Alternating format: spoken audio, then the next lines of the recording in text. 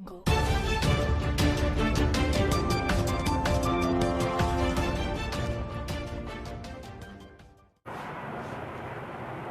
भीम साथियों, मैं आपका भाई अभिषेक कुमार जाटव और आज मैं लाइव आया हूं। अभी कुछ देर पहले लाइव आया था, वो आवाज़ कट रही थी तो दोबारा लाइव बैठना पड़ा है। आप सभी जुड़ जाएं और लाइव को शेयर करें ज़्यादा से ज़्यादा।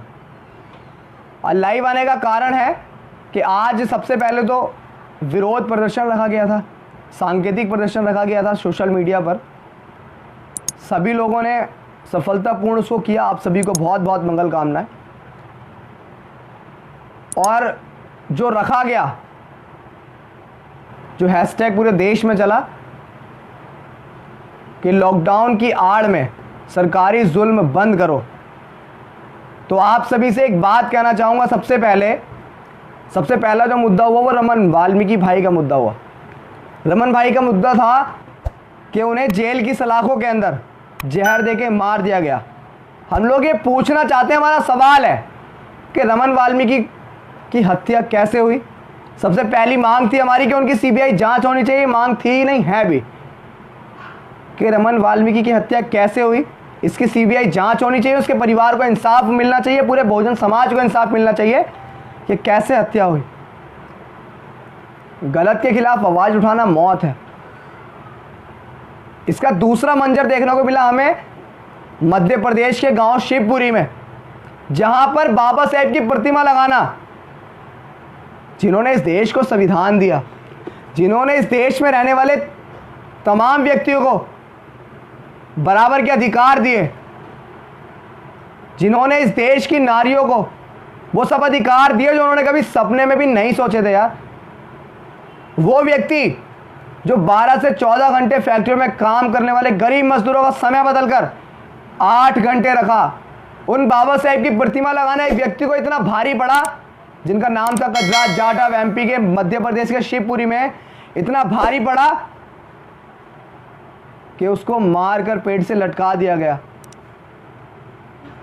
और भगवान बौद्ध, जिन्होंने हमें अहिंसा, समानता, भाईचारा सिखाया, इस देश में जो जाति के नाम पे उत्पीड़न हो रहे थे, सभी लोगों को पीटा जा रहा था, मारा जा रहा था, इंसान ही इंसान का गला काट रहा था, उस समय एक धर्म आया, बौद्ध धर्म। और उस महान व्यक्ति की जयंती मनाना गजराज जाटव जी को इतना भारी पड़ा कि उन्हें मारकर पेट से लटका दिया गया। दरिंदों ने नहीं सोचा कि परिवार पर क्या बीतेगी, वो छोटे से बच्चे पर क्या बीतेगी, जब वो कल को पूछेगा कि मेरे पिता कहाँ हैं। क्या जवाब है किसी के पास कि क्या जवाब देंगे उसे? नहीं है। अभी तो दूसरे लोग गाजर मूली की तरह हमें काट रहे हैं, हम देख रहे हैं, क्योंकि हम संविधान का सम्मान करते हैं। बाबा साहेब के बच्चे हिंसा का समर्थन नहीं करते हैं, ना कभी करेंगे। दूसरों की तरह हमने जो है किसी को, हम समझते हैं कि हर माँ का लाल बराबर होता है। जिस माँ से उसका जवान बेटा छीन लिया जाता है, उसके दिल से पूछेंगे क्या बीतती होगी उस पर। जिस बीवी से उसका जवान पति छीन लिया जाए, क्या बीतेगी उस पर, कभी सोचा है? उन दरिंदों से एक बात कहना चाहूँगा कि इतना जुल्म बहुजन समाज के ऊपर क्यों करते हैं आप लोग? जाति हमने बनाई क्या? जाति तो आप लोग लेके आए, उसके बावजूद उत्पीड़न आप ही कर रहे हैं। गले में आंटी और कमर पे झाड़ू फिर से बर्दाश्त नहीं होगी, ना आएगी। मरना पसंद करेंगे लेकिन गुलामी मंजूर नहीं है। और तीसरा मुद्दा, एक बिहार में भी केस हुआ, पीट पीट कर जान से मार दिया गया। चौथा मुद्दा जो है विनोद कुमार जी।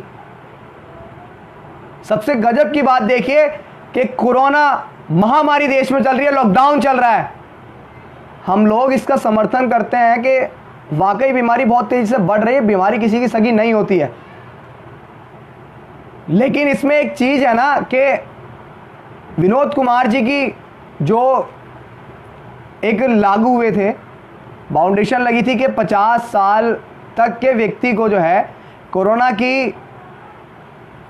से लड़ने के लिए नौकरी पर रखा जाएगा, ड्यूटी पर रखा जाएगा। लेकिन गजब की बात देखिए कि विनोद कुमार जी की उम्र 55 साल थी। विनोद कुमार जी की उम्र 55 साल थी और बिना सेफ्टी इक्विपमेंट के उन्हें ड्यूटी पर लगाया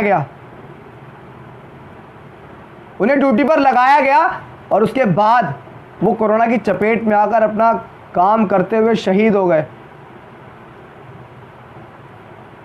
और जो सरकार की तरफ से बोला गया था कि 1-1 करोड़ रुपए और एक सरकारी नौकरी देंगे, जब उनका बेटा विनोद कुमार जी का बेटा सरकारी दफ्तर पहुंचा तो उनको ये बोलकर धिक्कार दिया गया कि 30 दिन के लिए तुझे नौकरी करनी है तो कर, अन्यथा तू जा सकता है।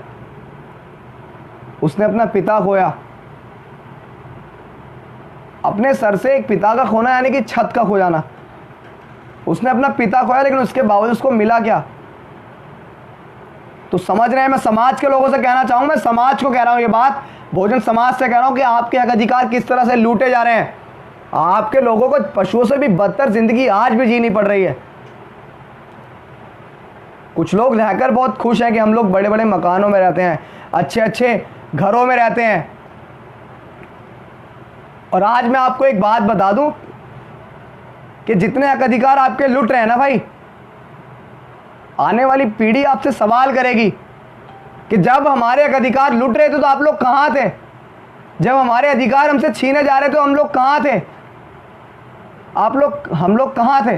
लेकिन आप लोग नहीं बता रहे हैं, आप लोग काम नहीं कर रहे हैं, समाज में उतर के नहीं चल रहे हैं। आपको बता दूं कि बाबा साहेब का कर्जदार वो समाज का आने वाला बच्चा भी है जो अभी तक पैदा भी नहीं हुआ, क्योंकि वो पैदा तो हो सकता है लेकिन सम्मान की जिंदगी बाबा साहेब के कॉन्स्टिट्यूशन से जिएगा।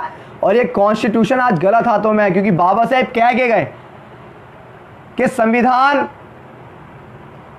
अगर गलत हाथों में जाएगा, उसको लागू करने वाले हाथ गलत होंगे तो संविधान अंततः गलत ही साबित होगा, और अगर संविधान सही हाथों में जाएगा, उसको लागू करने वाले हाथ सही होंगे तो संविधान अंततः सही साबित होगा। तो आज संविधान को गलत साबित करने में लोग लगे हुए हैं, संविधान को खत्म करने के लिए लोग लगे हुए हैं। बाबा साहेब के बच्चों के होते हुए ऐसा नहीं हो सकता है। तो आप लोग संविधान को बचाइए। और मैं आप सभी से कहना चाहता हूं कि जब तक आप लोग इस देश की सत्ता को हासिल नहीं करेंगे एकजुट होकर, अभी तो आप तमाम जातियों में बटे हो। बड़े दुख की बात है, मैं जाटव हूं, वाल्मीकि हूं, कोरी हूं, पर पासी हूं, जाटव, वाल्मीकि, कोरी, कुर्मी, पासी, धोबी, धानु, कहीर, गडरिया, गुजर, जाट, नाई, यादव, तेली, तमोली, खटीक, धोबी, तमाम जातियों में बंटकर और दूसरे लोग आपको बांटकर मानसिक गुलाम बना रहे हैं। शारीरिक गुलामी से बाबा साहेब छुटकारा दे गए। अपने संघर्षों से, रात दिन की मेहनत से, अपना सुख चैन त्याग कर, अपनी 4-4 औलादों की कुर्बानी देकर बाबा साहेब हमें संविधान दे के गए, और इसकी वजह से आज हम सम्मान की ज़िंदगी जी रहे हैं। लेकिन हमारे लोग जो है नहीं समझ रहे हैं, भटके हुए हैं।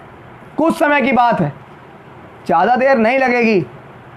इस समाज को अपने अधिकारों के लिए लड़ना होगा, इस देश की सत्ता को हासिल करना होगा। और यकीन मानिए, जिस दिन बाबा साहेब के बच्चे इस देश पर शासन करेंगे, शासक होंगे, तो ये देश फिर से सोने की चिड़िया भारत बनेगा, बाबा साहेब के सपनों का भारत बनेगा, और देश में बहन बेटियां खुले से चैन से सांस लेंगी। बस समाज से एक विनती करना चाहूँगा। जो बहुत सारे लोग ये बोलते हैं ना कि भैया समाज को जगाने का बहुत प्रयास करें, समाज नहीं जग रहा है तो हम थक चुके हैं। तो मेरे भाई, अगर बाबा साहेब भी थक जाते या मान्यवर साहब कांशीराम भी थक जाते तो आप कहाँ होते, कभी सोचा है? और आपको आपकी गुलामी से छुड़ाने बाबा साहेब नहीं आएंगे, फिर से मान्यवर साहब कांशीराम नहीं आएंगे। आपको अपना मसीहा खुद बनना होगा, अपना पिलर खुद बनना होगा, और लोगों को एहसास दिलाना होगा कि बहुजन समाज अब अपने ऊपर होने वाले अत्याचारों का मुंह तोड़ जवाब देगा, अत्याचारों को नहीं सहेगा।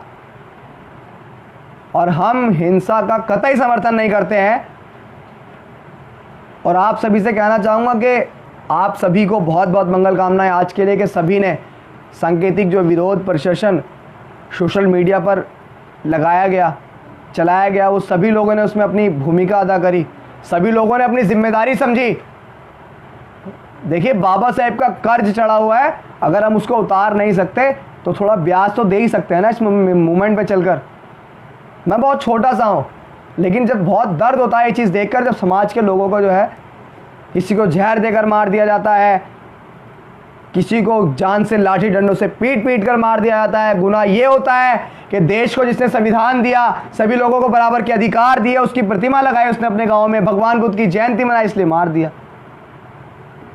देखिए दूसरी कोई, कल को आज रमन वाल्मीकि के साथ हुआ, गजराज जाटव के साथ हुआ, विनोद कुमार जी के साथ हुआ, कल को आप भी हो सकते हैं। ध्यान रखिएगा, लाइव को ज़्यादा से ज़्यादा शेयर करें, सभी लोगों तक पहुंचाएं और सभी लोग, और जब तक आप संपूर्ण बहुजन समाज नहीं बनेंगे, जब तक आपके हक अधिकार यूं ही लुटते रहेंगे, अत्याचार होते रहेंगे, लोग आपको गाजर मूली की तरह काटते रहेंगे, आपकी कोई वैल्यू नहीं होगी। एक बहुत बड़ा पहाड़ हुआ करता था बहुत साल पहले, जिसे साजिशों के तहत, षड्यंत्रों के तहत टुकड़ों में बांटा गया, और टुकड़ों में बांटकर हमारे हक अधिकारों को हमसे छीना गया, हमें एक दूसरे से लड़ाया गया और हम मानसिक गुलाम बने रहे। हमारे दिमाग को लोगों ने जकड़ लिया। आज समय है, जाग जाइए, संविधान को पढ़िए, अपने आप को इतना सक्षम बनाइए, अपने आप में एक लीडरशिप पैदा कीजिए। आज आपको खुद लीडर बनना होगा, समाज में हर एक घर में एक लीडर पैदा करना होगा, जब भी आपका समाज, हमारा समाज आगे बढ़ेगा। भाई अगर मैंने कुछ गलत बोला हो तो आप सभी से माफ़ी चाहूँगा। विदा लूँगा आप सभी से। जय भीम, जय भारत, नमो बुद्धाय।